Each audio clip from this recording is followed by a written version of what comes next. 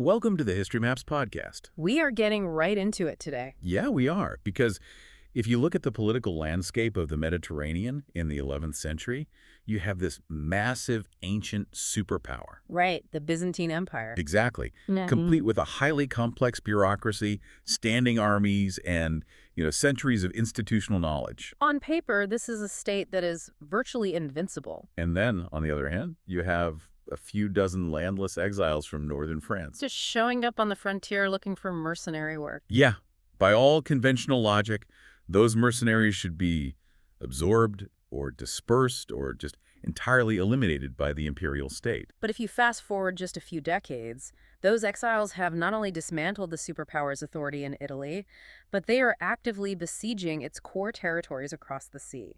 So today, we are taking a really extensive deep dive into the source material surrounding the Byzantine-Norman Wars. Which is a multi-generational conflict. It spans from the early 11th century all the way through the late 12th century. And to analyze this, we are pulling from a very specific stack of historical texts. We're relying heavily on the Alexiad, which is the detailed chronicle written by the Byzantine princess Anna Komnene. We are also looking at Western sources, like the writings of the monk Rodolphe Glaber. Right, and we will be parsing through diplomatic records, specifically the Treaty of Devol. Plus integrating modern scholarly analysis on medieval military tactics and Mediterranean economics. So the mission here is to figure out exactly how this displaced group of heavy cavalrymen pushed the Roman Empire in the east to the absolute brink of collapse. And in doing so, completely rewired the cultural and geopolitical map of the Mediterranean. Because the scope of this conflict really makes you rethink the mechanics of how empires fall. It does. We are tracking a sequence where a localized border nuisance steadily metastasizes into an existential threat. And the sources show us this isn't just a straightforward story about battlefield tactics. No, it is a detailed study of administrative decay, the raw effectiveness of asymmetric warfare, and how cultural transfer happens through sustained violence. But to understand how the Normans fundamentally altered Byzantine military doctrine and economic policy, we have to start at the beginning. Right, with the precise conditions that brought them to the Mediterranean in the first place. Which means looking at who the Normans were before they ever even saw a Byzantine soldier. Well, they were the descendants of Norse Vikings who had settled in northern France. Yeah. And that settlement was formally recognized by the Treaty of St. Clair-sur-Epte back in 911. That was when the Frankish king Charles the Simple granted lands around Rouen to the Viking leader Rollo. And over the next century, those Norse settlers adapted. They adopted the French language, they adopted Christianity, and they assimilated into the local feudal structures. But by the early 11th century, that region of Normandy was experiencing some really acute demographic pressures. The push factors here are crucial. You basically have land scarcity colliding with the strict legal application of primogeniture. Exactly. If you examine the feudal system operating in Normandy at this time, the eldest son inherited the entirety of the family estate. The land was not subdivided among the siblings. Right. And that legal structure created a rapidly expanding class of younger sons who were entirely disinherited. They had rigorous martial training, and they often held minor noble titles. But they had absolutely no land, no wealth, and really no domestic prospects. The system was designed to keep those agricultural estates intact, but the byproduct was this massive surplus of highly trained, heavily armed young men. Men who had a very pressing need to seek their fortunes abroad. That kinetic energy has to go somewhere. It does, and the sources place their initial arrival in southern Italy around 1017. But they don't show up as an invading army. No, they initially arrive as pilgrims. Right, they are traveling to visit significant religious shrines, most notably the sanctuary of Monte Sant'Angelo on the Gargano Peninsula. Which is this rugged, mountainous spur sticking out into the Adriatic Sea. But that transition from pious pilgrims to hired swords, it happens almost immediately. Because they step into a political landscape in southern Italy that is deeply fractured. And they instantly recognize the opportunity. They do. Specifically, they offer their swords to a Lombard rebel named Melus of Bari, who is actively fighting against Byzantine rule in that region. But before we get into the fighting, we should probably establish why a Byzantine official was there for the Lombards to rebel against in the first place. Yeah, the political fragmentation of southern Italy in 1017 is incredibly complex. You have independent Lombard principalities, like Salerno and Capua in the west. You have the Papal States to the north. You have Arab forces controlling Sicily and launching raids from the south. And then controlling the eastern regions of Apulia and Calabria, you have the Byzantine Empire. Right. And the Byzantines administered this specific territory as the catepenate of Italy. Let's pause right there. What exactly is a catepenate? It is a good question. Because when you hear Byzantine Empire, you tend to think of a highly centralized autocracy operating out of Constantinople. True. So how did they actually manage a province that was a month's journey away from the capital? That geographic distance is the core issue here. A capenate was essentially a frontier military province. Okay. The official in charge, the capan, was a military governor appointed directly by the emperor back in Constantinople. So he held both civil and military authority. Right, exactly. It was designed to allow rapid responses to local threats without having to wait for orders from the capital. And for a long time, this system functioned efficiently. It did, but the vulnerability we see in the early 11th century stems from chronic administrative and fiscal neglect. This is following the death of Emperor Basil II in 1025. Right. Basil II had maintained a very tight grip on the frontiers, but his successors began to chronically underfund the western periphery. So the catepenate was basically starved of resources. Completely. Instead of maintaining large professional standing armies of imperial troops in Italy, the central government increasingly relied on local forces. Meaning Greek-speaking urban militias, Lombard feudal levies, and thematic soldiers drawn from the local agrarian populace. Exactly. So the central authority is decaying, and the local defense forces are essentially part-time soldiers or just unreliable local lords. And into this highly unstable environment walks this small group of heavily armed Norman mercenaries. If you look at this through a biological lens, it is like an opportunistic species finding a new ecological niche. That is a very accurate way to frame it.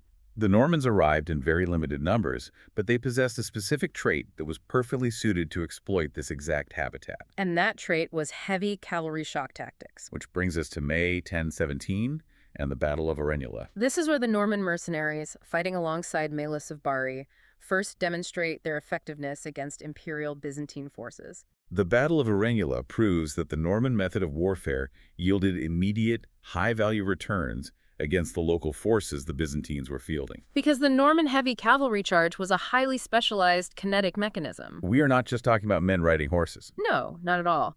This tactic relied on large, specially bred war horses capable of carrying substantial weight. It relied on high-back saddles that kept the rider locked into place upon impact. And crucially, it utilized stirrups that allowed the knight to couch his lance tightly under his arm. So instead of thrusting the lance with arm strength, Right, the knight delivered the entire momentum of the charging horse into a single concentrated point of impact. and the local Byzantine militias and Lombard levies in Italy were entirely unprepared to absorb that specific type of kinetic energy. They were. The infantry line simply shattered. But a mercenary contract is only as good as the gold backing it. Very true. As the Byzantines and the Lombards eventually fail to pay these men or fail to respect their growing military leverage, the dynamic shifts. The Normans realized they don't need to fight for someone else's land. They had the capacity to take it for themselves. They transition from hired swords to independent conquerors, Which brings us into the 1040s and the arrival of the Hauteville family. who really become the architects of the complete collapse of Byzantine Italy. The Hauteville family perfectly illustrates those demographic pressures we discussed earlier regarding Normandy. Right, Tancred of Hauteville was a minor noble who had a dozen sons across 2 marriages. And with barely enough land to support one son, the rest traveled south to Italy. So you have brothers like William Iron Arm and, most notably, Robert Guiscard. The sources indicate Guiscard arrived in southern Italy around 1047 with fewer than 60 followers. You really have to stop and consider that number. It is remarkably small. Fewer than 60 followers. How does an individual with a force that small go on to dismantle a heavily fortified imperial province? He achieved this through aggressive encapsulation, strategic marriages, and an absolute willingness to break any treaty. Encapsulation being the process of building fortified hilltop castles. Exactly. Initially, these were simple motte and bailey structures made of earth and timber. They were built to project control over the surrounding countryside. Because a small group of knights could dominate a large agrarian area from those strongholds. But the critical military shift against the Byzantines had actually already begun just before Guiscard's arrival. Right, in 1041. At the Battle of the Olivento River and then the Battle of Montemayor on May 4, 1041. In those battles, combined Norman and Lombard forces decisively defeated full Byzantine field armies. The numbers at Montemayor really highlight the disparity in doctrine. The Byzantines, commanded by the Capeman Michael Dokianos, fielded a force of perhaps 10,000 to 15,000 men. While the Normans and their allies were heavily outnumbered. Yet the Norman knights executed their shock charges and completely shattered the Byzantine lines. They killed or captured multiple imperial commanders in the process. This was the definitive proof that the Normans could defeat the best field armies the Catepanate could muster in open combat, regardless of numerical inferiority. So once you establish that military dominance, the next requirement for holding territory is political legitimation. Right, because it is one thing to take land by force. You remain a bandit or a warlord in the eyes of the international community. It is another thing entirely to be recognized as the rightful legal ruler of that land. And in 1059, Robert Guiscard secures this exact legitimation. Pope Nicholas II formally invests Guiscard with the titles of Duke of Apulia, Calabria, and Sicily. Which raises a significant question. Yeah, why does the Pope endorse a man who, up until this point, has essentially been running a highly successful protection racket in southern Italy? It is pure geopolitical realpolitik. The papacy was seeking strong, proximate military allies. The Pope was in a very vulnerable position. He was facing pressure from the Holy Roman Emperor to the north and dealing with unruly Roman nobility in his own city. So by investing Guiscard, Pope Nicholas II secured a ferocious military protector. And for Guiscard, this investment was transformative. Completely. The Pope legitimized the Norman conquests. Guiscard was now a legally recognized sovereign, ruling territory that the Byzantine emperors still firmly claimed as imperial property. This fundamentally changed the diplomatic status of the Normans. They went from mercenaries to recognized European nobility. Which really sets the stage for the final expulsion of the Byzantines from the Italian peninsula. And that brings us to the ultimate symbol of Byzantine authority in the West. The city of Bari. The siege of Bari is a massive, grueling operation that lasts from August 1068 until April 16, 1071. Bari was the administrative capital of the Catepanate. It was heavily fortified and it jutted out into the sea, making it highly defensible. Guiscard imposes a total land and sea blockade on the city. And inside the walls, that pressure creates intense factionalism. The civilian population fractures. You have one faction desperately wanting to remain loyal to Constantinople, suffering through the starvation. And a rival faction arguing they should simply surrender to the Normans and save their own lives. Those internal divisions within Bari give us a clear picture of the effectiveness of the Norman blockade. They cut off the agricultural hinterland entirely. And they use their naval assets to choke off the port. As starvation set in, the pro-Byzantine faction managed to prevail just long enough to send an envoy. A man named Byzantius Gridilicu. He slips through the blockade and travels to Constantinople to beg Emperor Romanos the Fourth Diogenes for military relief. And Romanos does attempt to relieve the city. He dispatches a fleet of 20 ships carrying supplies and reinforcements. This fleet is actually commanded by a Norman rebel named Gosselin. And it is accompanied by Stephen Patarin, who has just been appointed as the new Catepan of Italy. So the central government is clearly trying to reassert control here. They are, but the relief effort is a total disaster. The Norman fleet blockading Bari intercepts the Byzantine ships off the coast. They specifically identify Gosselin's flagship, engage it, and capture it. Stephen Patarin manages to slip through the chaos and actually reaches the city of Bari. But once he is inside, he assesses the situation and realizes the defense is entirely hopeless. The supplies are gone, the garrison is starved, and the relief fleet is destroyed. So he sends a local noble named Argyritzos out to negotiate terms, and Bari surrenders. On April 16, 1071, 536 years of continuous Byzantine presence on the Italian peninsula comes to an end. It is a monumental shift. But if you examine this timeline, a glaring question emerges. Right. We are talking about a siege that lasted over 2.5 years. Yes. How does a highly sophisticated superpower allow its provincial capital to be slowly choked to death without sending a truly overwhelming naval and land force to break that blockade. 20 ships seems like an incredibly weak response for a 2.5-year siege. Well, it is a weak response, but the explanation lies entirely on the opposite side of the Byzantine world. The empire was facing simultaneous existential crises on multiple fronts. While Bari was under siege in the west, the Seljuk Turks were applying immense, devastating pressure on the eastern frontiers in Anatolia. Emperor Romanos IV had to prioritize his finite resources. And the defense of the Anatolian heartland, which was the primary source of the empire's manpower and agricultural wealth, simply took precedence over the Italian periphery, This eastern crisis demanded the full attention of the imperial field armies, culminating in the catastrophic Battle of Manzikert in August 1071. which is just 4 months after the fall of Bari. Right. At Manzikert, the primary Byzantine field army was decimated by the Seljuks, and Romanos IV was personally captured. The central government was paralyzed by the subsequent civil war. There were simply no resources, no men, and no ships left to send to Italy. So Robert Guiscard secures Italy while the Byzantine state is essentially collapsing in the east. But Guiscard does not pause to consolidate his holdings peacefully. No, he immediately looks eastward, straight across the Adriatic Sea, toward the vulnerable heartland of the Byzantine Empire itself. The Balkans. He has taken the periphery. Now he wants Constantinople. Guiscard's ambitions expanded with his territory, but to invade a fellow Christian empire, he needed a legal or moral pretext. You cannot simply cross the sea and start conquering without a justification that satisfies your own lords and the Pope. Exactly.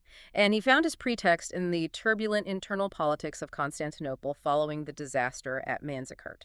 In 1078, the Byzantine Emperor Michael VII Ducas was deposed by a rival general, Nikephoros III Botaniates. Guiscard claimed he was launching his invasion specifically to avenge the deposed Michael VII. Whom he had previously negotiated a marriage alliance with for his daughter. Guiscard went so far as to produce an impostor, a Greek monk named Richter, who somewhat resembled Michael, and paraded him through the towns of southern Italy. This theater was designed to legitimize the impending campaign as a righteous war of restoration, rather than a naked war of conquest. The logistics of the invasion force Guiscard assembles are staggering. By May 1081, he has gathered a massive fleet at the port of Brindisi on the heel of Italy.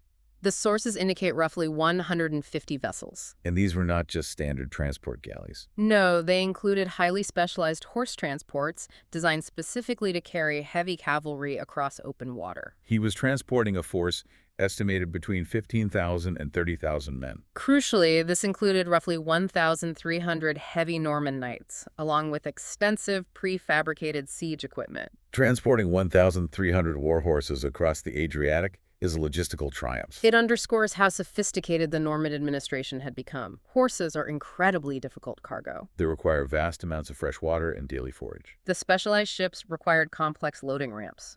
More importantly, they required internal stabilization mechanisms. Right. Slings and padded stalls to keep the animals calm and upright during the unpredictable motion of a sea voyage. Because if a horse falls in the hold of a ship, it can easily break a leg or panic and injure the crew. Guiscard's ability to marshal the shipwrights, the timber, the provisions, and the sheer capital to execute this amphibious landing is significant.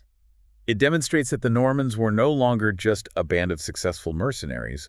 They were functioning as a highly organized state apparatus. In May 1081, the fleet makes the crossing. They secure the island of Corfu to anchor their southern flank. They make landfall at Avlona, which is modern Vlori in Albania, and they move rapidly up the coast. By June 17, they establish a total blockade at the heavily fortified port city of Dyrrhachium. Known today as Durrës, if you look at the map of the Western Balkans, Dyrrhachium is the strategic anchor. It was the starting point of the Via Egnatia. Right, the great Roman paved road that cut directly across the mountainous peninsula through Thessalonica, straight to the walls of Constantinople. So if Guiscard successfully took Dyrrhachium, he secured a paved, established logistical highway straight to the imperial capital. It was the gateway to the east. Facing this massive invasion is the newly ascended Byzantine emperor, Alexios I Komnenos. Alexios is a young, brilliant general, but he had seized the throne in a coup just months earlier, in April 1081. The treasury is empty, the field armies are depleted from years of civil war, and now he is frantically trying to mobilize a defense. He manages to scrape together a relief force of roughly 20,000 troops. But because of the recent turmoil and the loss of the Anatolian recruiting grounds, he is heavily reliant on foreign mercenaries to bulk up his numbers. Alexios's army was a patchwork of diverse military traditions. He had native thematic troops from Thrace and Macedonia. But he also fielded large contingents of Turkish horse archers, Frankish mercenaries, and the elite imperial bodyguard. The Varangian Guard. At this specific time, the commander of the Varangians was a man named Nabites. The composition of the Varangian Guard here is one of the most fascinating details in the sources.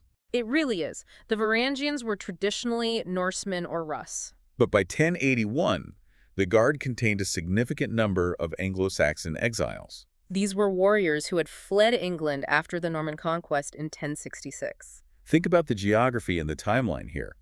You have Anglo-Saxons traveling thousands of miles to Constantinople, Enlisting in the Byzantine Emperor's elite guard. only to find themselves standing on the shores of Albania 15 years later, staring across the battlefield at a Norman army. They were explicitly seeking revenge against the exact cultural group that had taken their homeland. The presence of the Anglo-Saxons adds a deep layer of historical vendetta to the impending clash.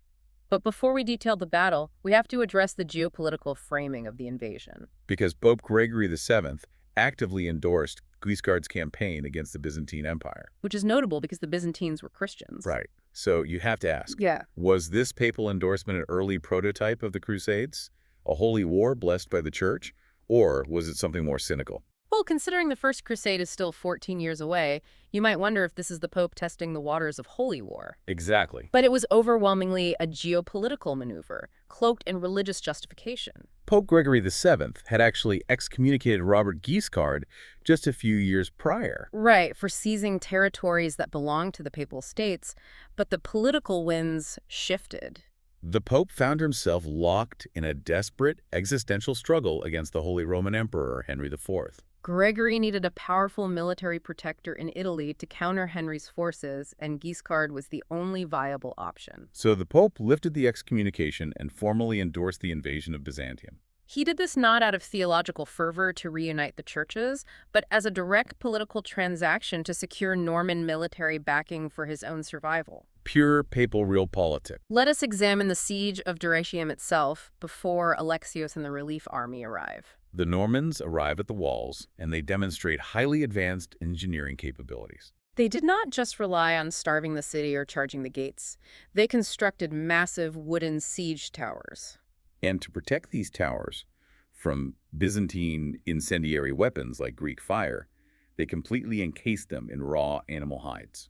They also conducted complex mining operations, having engineers tunnel through the soil to literally undermine the foundations of the city walls. They even built a structure the sources call a tortoise. This was a massive, heavily armored wooden shed designed to shelter a team of men operating a battering ram as it pounded the eastern walls of the city. The Norman use of the tortoise and the hide-covered towers demonstrates that their military doctrine had evolved significantly. They had absorbed the engineering traditions of the Romans and the Lombards they had conquered in Italy. However, the Byzantine garrison commander inside Dyrrhachium, George Palaiologos, mounted a ferocious and highly competent defense. He did not just sit behind the walls. He ordered his men to sally out and burn the towers. He used countermines digging tunnels to intersect the Norman tunnels and collapsing them before they reached the walls. Because of Palaiologos' active defense, the siege stalled. As the summer dragged on, disease broke out in the Norman camp. They lost thousands of men, including many of their valuable knights,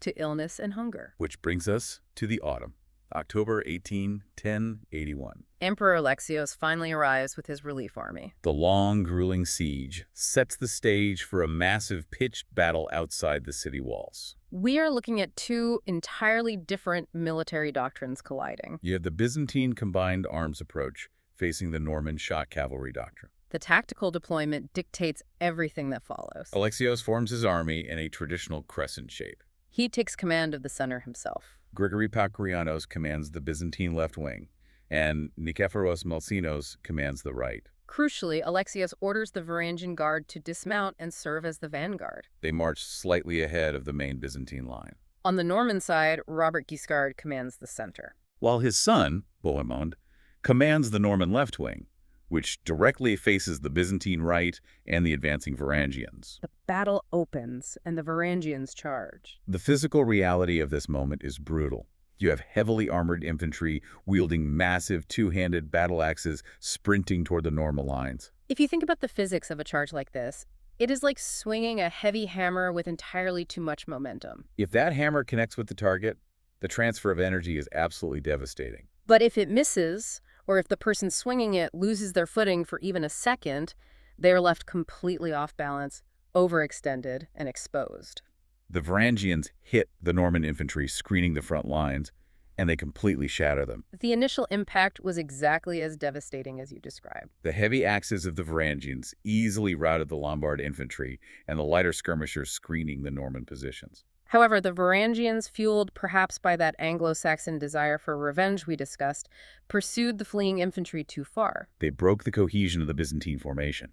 They overextended themselves, moving rapidly away from the supporting units of the Byzantine main line. Bohemond, commanding the Norman left, observed this exact vulnerability. He recognized that the heavy hammer was now off balance. He executed a highly disciplined tactical withdrawal of his own forces, deliberately drawing the Varangian pursuit even further away from the safety of the Byzantine center. It was a calculated trap, and the Varangians walked right into it. Once they were completely isolated and exhausted from the pursuit, Bohemond unleashed his heavy cavalry. The Norman knights flanked the guardsmen. Without the tight shield wall to protect them, the infantry were cut down by the lances of the heavy cavalry. In a matter of minutes, the elite core of the Byzantine army was neutralized. Anna Komnene provides a harrowing narrative vignette of the aftermath of this specific phase of the battle. She records that a group of surviving Varangians, desperately seeking refuge from the cavalry, fled to the chapel of Michael, the captain of the host, which was situated on a small hillock near the battlefield. They barricaded themselves inside. The Norman forces surrounded the structure, but instead of fighting their way in, they simply set the chapel on fire. They burned the structure to the ground, with the surviving guardsmen trapped inside. The psychological impact of losing the Varangians ripples through the rest of the Byzantine army. With the vanguard destroyed, the Byzantine center completely collapses. The Turkish mercenaries on the flanks see the battle turning, and they desert the field. The Norman heavy cavalry regroups and drives straight through the imperial lines. The formation shatters. Emperor Alexios is wounded in the forehead, and he barely escapes with his life. Fleeing the field alongside the remnants of his army. The Byzantines suffered an estimated 5,000 dead. The defeat at Dyrrhachium highlighted a fundamental structural flaw in traditional Byzantine military organization. The standard Byzantine infantry phalanxes were designed for static defense and attritional warfare against lighter, more mobile enemies. Like the Arabs or the steppe nomads. They were completely incapable of absorbing the localized, high-velocity impact of Western-style shock cavalry. When the heavy knights hit the infantry lines, the formation simply broke apart. This devastating loss forced Alexios to initiate a complete re-evaluation of Byzantine military doctrine. He realized that the old thematic armies were obsolete against this new threat. He had to shift toward a more professional, mobile force that actively incorporated Western-style cavalry units. And foreign mercenaries who understood how to counter the Norman tactics. So the field army is destroyed, and a few months later, in February 1082, the city of Dyrrhachium itself finally falls. But it does not fall to siege engines. No, it's taken via betrayal. Venetian or Amalfitan residents within the walls, likely bribed by Guiscard, opened the gates to the Normans in the dead of night. So evaluate Alexios' position in the spring of 1082. He has lost his elite guard. He has lost his primary field army. He has lost his most important western fortress. And the road to Constantinople is open. He cannot win a conventional war. He cannot win in a fair fight. So he decides to change the rules of the war entirely. The Norman advance pressed inland almost immediately. Under the command of Bohemond, because Guiscard briefly returned to Italy, they marched eastward, capturing the strategic cities of Castoria and Ioannina. They were moving deep into western Macedonia and Epirus, threatening the very core of Byzantine Greece. Alexios shifted his entire strategy to asymmetric warfare. He knew he could not defeat the Norman knights in a pitched battle, so he targeted their logistics. He implemented ruthless, scorched earth policies. He ordered his remaining forces to destroy crops, burn villages, and slaughter livestock directly in the path of the Norman advance. He also employed light skirmishers to continuously harass isolated Norman foraging parties, denying them the ability to feed their horses or their men. slowly bleeding their strength through attrition. But starving the enemy out in the mountains was only half the plan. The real masterstroke was geopolitical, and it involved the imperial treasury. Alexios reached for his checkbook. He sent 360,000 gold pieces to the Holy Roman Emperor, Henry IV. The instructions were simple. Take this gold and launch a direct military attack on the Papal States in Italy. It is a brilliant application of soft power to solve an immediate hard military problem. Because Pope Gregory VII was Guiscard's political ally and suzerain. When Henry IV's army crossed into Italy and threatened Rome, the Pope desperately called for Guiscard's help. This forced Robert Guiscard to abandon the Balkan campaign. In 1082, he had to take a significant portion of his army and sail back to Italy to defend the Pope, leaving Bohemond in charge of a starving, diminished force in Greece. But Alexios still had to deal with Bohemond, and more importantly, he had to deal with the Norman naval dominance in the Adriatic. As long as Norman ships controlled the sea, they could slowly resupply Bohemond's forces. To break that supply line, Alexios formed a critical alliance with the Republic of Venice. In May 1082, Alexios issued a chrysobull. This is an imperial decree, authenticated with a golden seal, granting the Venetians massive, unprecedented economic concessions. We have to unpack the exact terms of this crucible because it changes the Mediterranean economy forever. Alexios gave Venetian merchants duty-free trading rights throughout the entire Byzantine Empire. They no longer had to pay the standard customs duties on goods they imported or exported. Furthermore, he granted them specific wharves, warehouses, and properties along the Golden Horn in Constantinople itself. In exchange for those sweeping commercial privileges, the Venetian fleet aggressively patrolled the Adriatic Sea, effectively cutting off the Norman supply lines between Italy and the Balkans.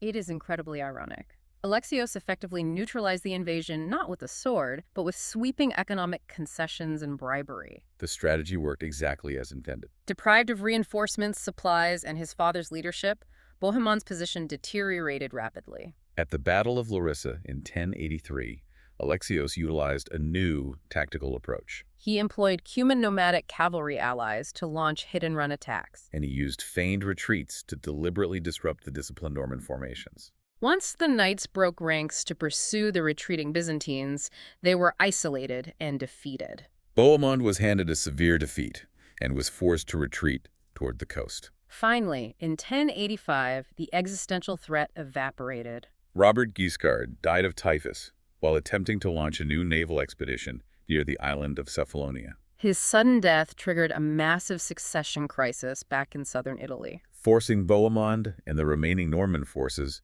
to withdraw completely from the Balkans to secure their own lands. The immediate military threat is neutralized.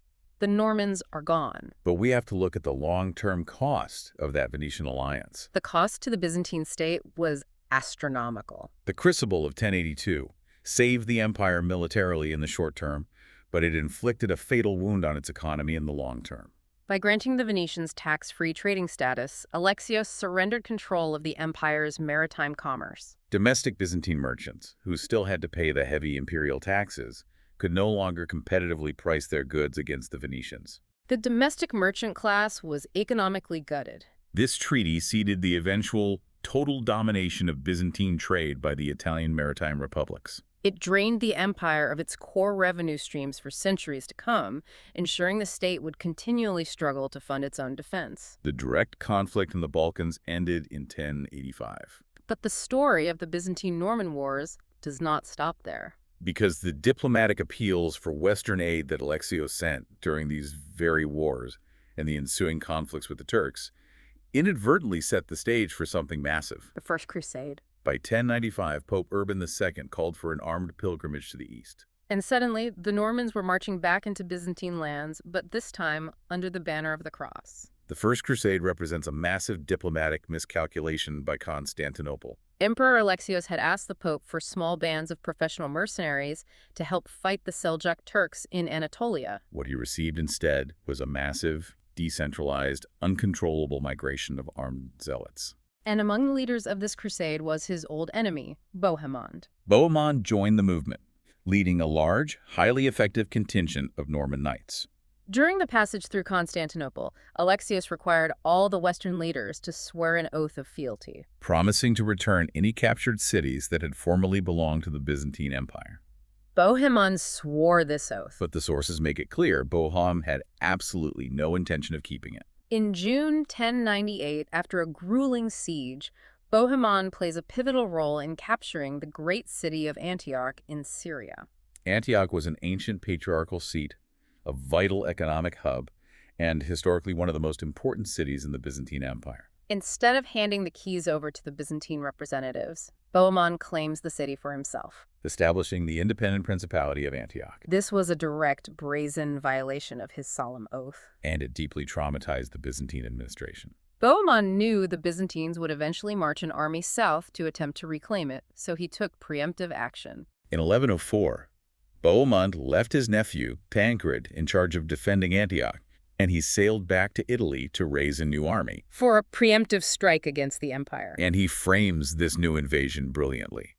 He does not frame it as a political conquest to protect his stolen territory. He frames it as a holy war. He travels through France, leveraging his fame as a legendary crusader to acquire papal indulgences from Pope Pascal II. He runs a massive propaganda campaign, convincing Western audiences that the Byzantine emperor was a treacherous oppressor of Latin Christians who had betrayed the crusade. In 1107, armed with papal blessing and a massive new army, he launches his second invasion of the Byzantine Balkans. Landing at Valona and besieging Dyrrhachium once again. But this time, the dynamic is entirely different. Alexios was prepared. He had spent decades rebuilding his military and refining his tactics. He did not rush out to engage Bohemond in a pitched battle like he did in 1081. He used the terrain, logistics, and the harsh winter weather against the Normans. He positioned his forces to blockade the mountain passes, preventing Bohemond from forging inland. Simultaneously, the Venetian fleet blockaded the coast, cutting off resupply from Italy. Bohemond's army was pinned near Mount Timor during the brutal winter of 1107 to 1108. If you examine the conditions of that winter siege, it is horrific. The Norman camp is trapped in the freezing mud. They cannot find food. Disease, likely dysentery or typhus, sweeps through the tightly packed tents. By the spring of 1108, Bohemond's forces are completely decimated. They are starving and dying in massive numbers. And Alexios has achieved this without ever committing his main army to a major battle. Recognizing his position is completely untenable, Bohemond is forced to seek terms. He is forced to capitulate. This total capitulation results in the Treaty of Devol, signed on September 29, 1108. The stipulations recorded in the treaty are incredibly detailed and designed to entirely neuter Bohemond's independence. Bohemond formally agrees to become a vassal of Emperor Alexios. He agrees that the Principality of Antioch will be held as an imperial fief, meaning it reverts directly to Byzantine control upon his death. He agrees to provide military service to the emperor. He even agrees to instate a Greek Orthodox patriarch in Antioch, forcefully displacing the Latin clergy that had been installed during the Crusade. The treaty is a masterpiece of Byzantine diplomatic drafting. The witness list alone demonstrates the high stakes and the immense effort Alexios put into securing broad international recognition of these terms. You have Westerners present, like the Bishop of Amalfi and the papal legate Renard, signing right alongside international ambassadors like Perez and Simon from Hungary. Alexios was meticulously ensuring that the entire diplomatic community witnessed and recorded Bohemond's total submission. But if we look at the aftermath, we have to question the actual practical value of the Treaty of Devol. Because Bohemond signs it, he returns to Italy a broken man, and he never sets foot in Antioch again. He dies a few years later in 11. His nephew, Tancred, who is actually in physical possession of Antioch, flatly rejects the treaty. He refuses to submit to Byzantine authority and continues to rule the principality independently. So if the terms were completely ignored by people actually holding the city, was this treaty just an empty diplomatic performance? It failed entirely on the ground in Antioch at that specific moment, yes. Tancred maintained control. But it was absolutely not an empty performance. It was a massive ideological and legal victory for the Byzantine Empire that paid dividends for decades. The Treaty of Devol established a legally binding, internationally witnessed framework of suzerainty. Later Byzantine emperors weaponized this document. When John II Komnenos and later Manuel I Komnenos marched massive imperial armies into Syria decades later, they did not have to claim they were conquering foreign land. They legally claimed they were simply enforcing the existing, signed rights of the emperor over a rebellious vassal state. The treaty gave them immense diplomatic leverage to pressure the Crusader states, extract tribute, and force compliance, without necessarily needing to engage in full-scale wars of annihilation every single time they marched south. As we move deeper into the 12th century, the nature of the Byzantine-Norman wars shifts again. It transitions from these massive set-piece attempts at territorial conquest to highly destructive, state-sponsored economic raiding. And alongside that violence, we see a paradoxical blending of the two cultures. By the mid-12th century, the descendants of the Hautevils had consolidated their various holdings in Italy and Sicily into a wealthy, powerful, unified Kingdom of Sicily. Under King Roger II, the kingdom possessed a formidable navy. In 1147, while the Byzantine Empire was distracted by the passage of the Second Crusade, Roger launched a major naval invasion. His admiral, George of Antioch, captured the island of Corfu and then bypassed the heavy coastal defenses to launch devastating, targeted raids deep into the vulnerable interior of the Peloponnese. They targeted specific economic centers, deliberately bypassing military targets. They sailed into the Gulf of Corinth and sacked the wealthy cities of Thebes and Corinth. And this was not just about stealing gold and silver from the treasuries. They engaged in highly calculated, state-sponsored industrial espionage and mass abduction. They specifically targeted the silk industry. They captured the highly skilled, specialized silk weavers of Thebes and Corinth men and women and forcibly relocated them across the sea to Palermo in Sicily. To understand the gravity of this, you have to understand that silk production was a highly guarded state monopoly in the Byzantine Empire. It was a primary source of imperial wealth and diplomatic prestige. By abducting the weavers, the Normans did not just steal a warehouse full of finished product, they stole the means of production itself. They forcibly established a rival, state-sponsored silk industry in Sicily that directly undercut Byzantine exports for generations. It was a catastrophic blow to the economic foundations of the empire. And the violence continued late into the century. In 1185, King William II of Sicily launched another massive amphibious campaign against the empire. His forces besieged and captured Thessalonica, which was the second most important city in the Byzantine Empire after Constantinople itself. The sack of Thessalonica was incredibly brutal. The sources detail horrific violence against the civilian population, resulting in the deaths of roughly 7,000 residents. The Byzantine forces, eventually rallying under the command of the general John Cantacuzenos, managed to secure a decisive victory against the overextended Norman army at the Battle of Demetrius, forcing their bloody retreat from the Balkans. But the damage to the empire's infrastructure and civilian morale was profound. Yet, despite this relentless, multi-generational violence against the Byzantine state, we see a fascinating cultural synthesis actively occurring back in the Norman Kingdom of Sicily. Following the influx of those captive Byzantine artisans and the deliberate incorporation of Greek-speaking administrators from their conquered Italian provinces, Sicily experienced a profound economic and cultural boom. Historians track a roughly 25% increase in urban craft production. The Norman kings actively adopted Byzantine monetary practices, reforming their own currency to align with Eastern gold standards to facilitate Mediterranean trade. They utilized Byzantine administrative titles and court rituals. It is a profound and strange dichotomy. The Normans were violently attacking the Byzantine Empire, sacking its cities and killing its citizens, while simultaneously their own kingdom in Sicily was actively trying to imitate Byzantine administration, culture, and art.